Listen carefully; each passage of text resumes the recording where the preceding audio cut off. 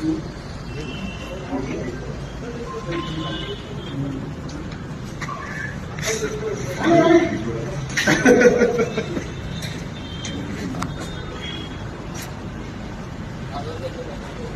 నా కాఫీ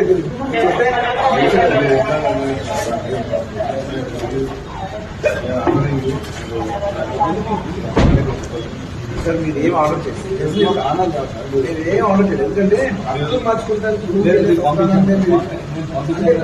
మనిషి పంపించమంటే